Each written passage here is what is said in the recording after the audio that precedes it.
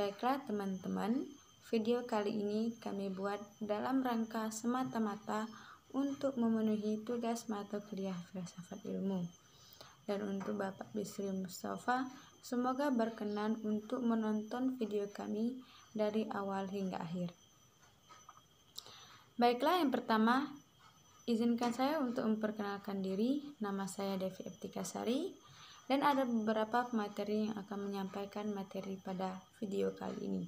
Yang pertama yaitu saya sendiri, yang kedua ada saudari Serli Trijayanti, yang ketiga ada Nurul Maghfirah, yang keempat ada Ratih Suryani, yang kelima ada Yusnita Mailinda, dan yang keenam ada Dewi Mentari. Dalam materi kali ini ada beberapa aliran yang akan kami sampaikan pada abad ke-20. Yang pertama yaitu pragmatisme, yang kedua fenomenologi, yang ketiga filsafat analitik, yang keempat eksistensialisme, yang kelima strukturalisme, dan yang keenam teori kritis. Baiklah, mari kita simak video kali ini. Cus! Aliran filsafat abad ke-20. Perkembangan pada zaman kontemporer, abad 20 dan seterusnya, ditandai dengan berbagai perkembangan ilmu pengetahuan dan berbagai penemu ilmu teknologi canggih. Dalam pemikiran abad 20-an ini, heterogenitas dan kuantitas aliran-aliran semakin menonjol. Salah satu sebab heterogenitas pada abad 20-an ini adalah profesionalisme yang semakin besar. Adapun beberapa aliran yang muncul pada abad 20-an ini, yang pertama yaitu pragmatisme.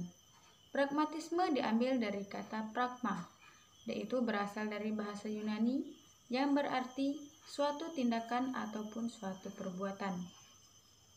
Kata pragmatisme lebih sering disebutkan dalam pengertian praktis.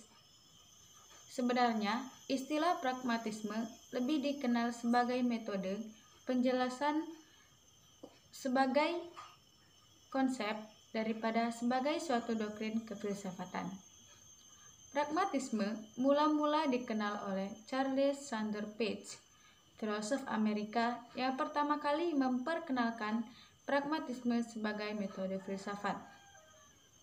Pengertian pragmatisme telah terdapat juga pada Socrates Aristoteles. Aliran pragmatisme muncul di Amerika dengan tokohnya yang pertama yaitu William James dan Johann Dewey. 1.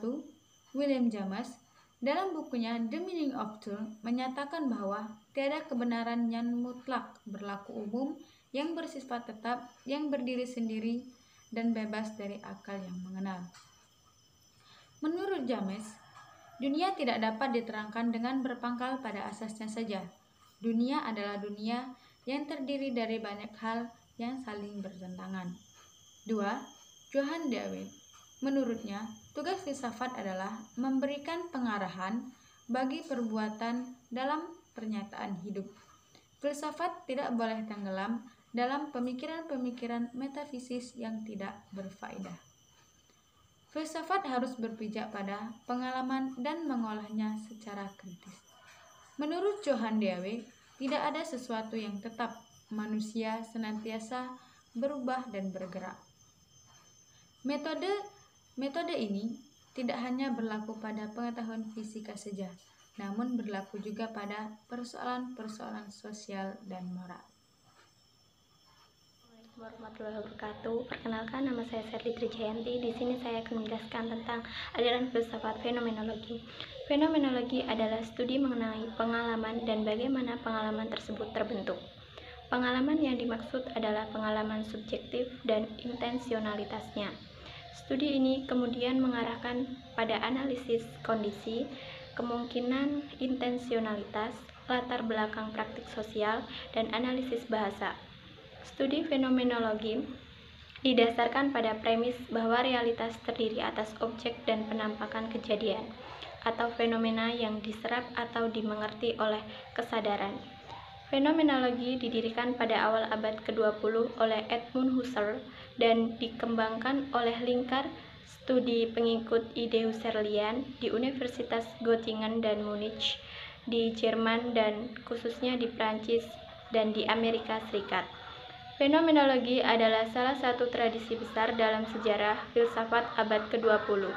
Dalam perkembangan lebih lanjut, fenomenologi tidak dilihat seperti doktrin unitaris atau mazhab filsafat, melainkan lebih pantas dilihat sebagai gaya berpikir atau sebuah metode yang melibatkan pengalaman terbuka yang terus-menerus diperbarui. Filsafat analitik. Secara etimologi, kata analitik berarti investigatif, logis, mendalam, sistematis, tajam, dan tersusun.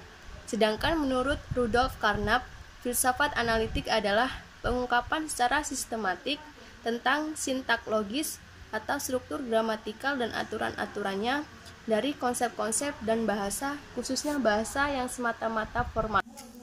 Filsafat analitik adalah suatu gerakan filosof abad ke-20, khususnya di Inggris dan Amerika Serikat, yang memusatkan perhatiannya pada bahasa dan mencoba menganalisa pernyataan-pernyataan atau konsep-konsep, ungkapan-ungkapan kebahasaan, atau bentuk-bentuk yang lebih logis dan singkat yang cocok dengan fakta-fakta atau makna-makna yang disajikan.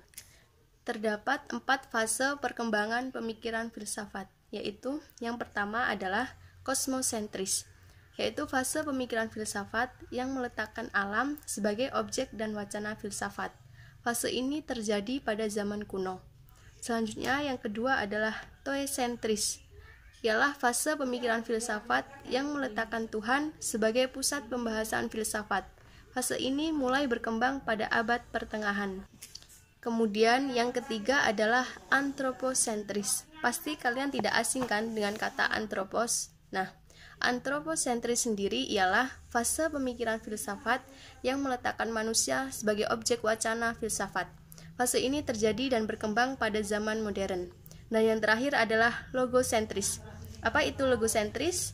Logosentris ialah fase perkembangan pemikiran filsafat yang meletakkan bahasa sebagai pusat perhatian pemikiran filsafat. Nah, fase ini berkembang setelah abad modern sampai sekarang. Terdapat 3 tokoh utama dalam perkembangan filsafat analitik. Siapa sajakah mereka? Yang pertama adalah Gottlob Frege. Para filsuf analitik berpendapat bahwa filsuf Jerman Gottlob Frege adalah filosof terpenting setelah Immanuel Kant. Frege berpendapat bahwa dasar yang kokoh bagi matematika dapat diamankan melalui logika dan analisis yang ketat terhadap logika dasar kalimat-kalimat. Cara itu bisa menentukan tingkat kebenaran suatu pernyataan.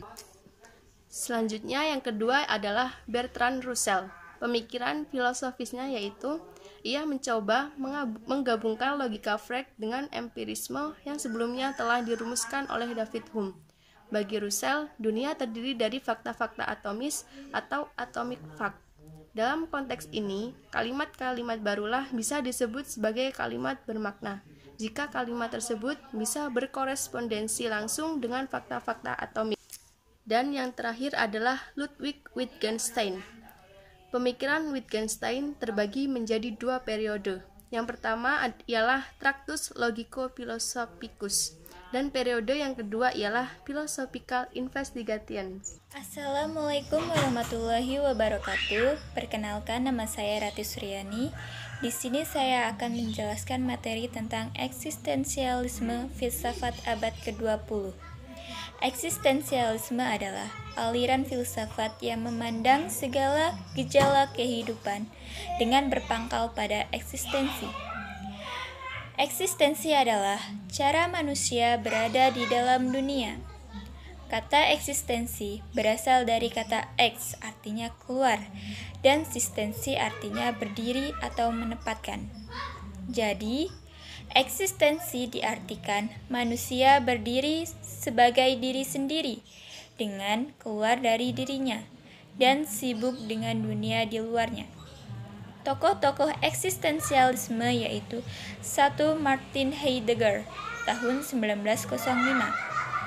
Menurutnya, persoalan berada dapat dijawab melalui ontologi.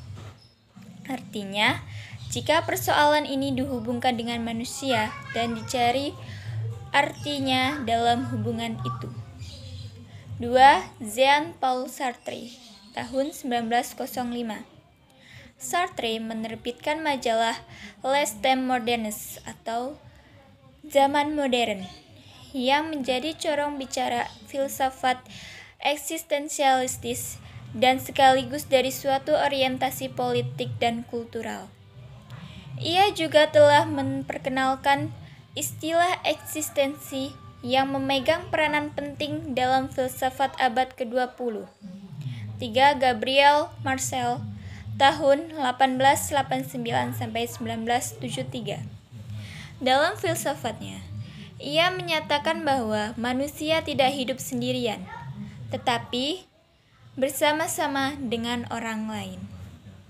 Strukturalisme adalah paham atau pandangan yang menyatakan bahwa semua masyarakat dan kebudayaan memiliki suatu struktur yang sama dan tetap. Strukturalisme berasal dari bahasa Inggris strukturalis yang berarti bentuk bangunan.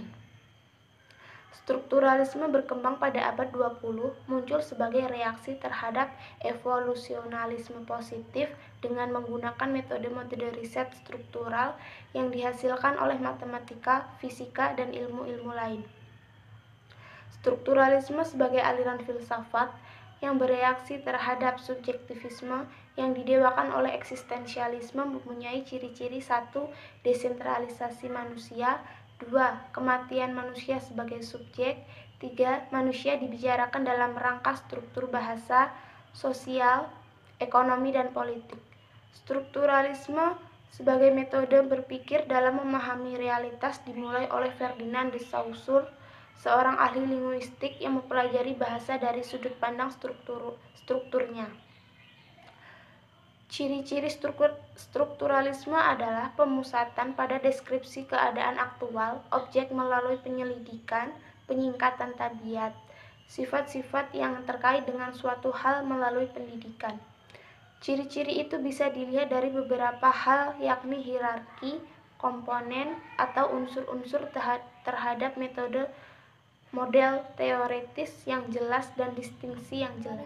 Teori kritis adalah sebuah aliran pemikiran yang menekankan penilaian reflektif dan kritik dari masyarakat dan budaya dengan menerapkan pengetahuan dari ilmu-ilmu sosial dan humaniora. Dalam istilah filsafat, teori kritis menggambarkan filosofi neo-Marxis dan Frankfurt School yang dikembangkan di Jerman pada 1930-an. Teori Frankfurt menarik tentang metode krisis Karl Marx dan Sigmund Freud. Teori kritis menyatakan bahwa ideologi adalah kendala utama untuk pembebasan manusia.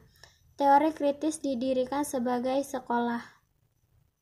Sementara itu, teori kritis telah seringkali didefinisikan sebagai intelektual Marxis. Kecenderungan mereka untuk mengecamkan beberapa konsep Marxis untuk menggabungkan analisis Marxian dengan tradisi sosiologis dan filosofis lainnya.